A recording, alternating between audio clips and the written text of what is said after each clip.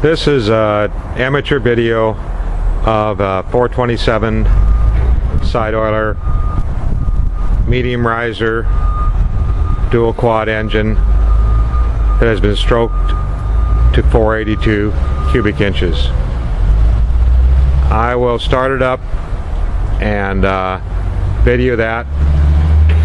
It's cold right now, and I'll give it a walk around and you can hear it run, and plan on doing a video of it once it's warmed up, and try to tie those two together. Here we go.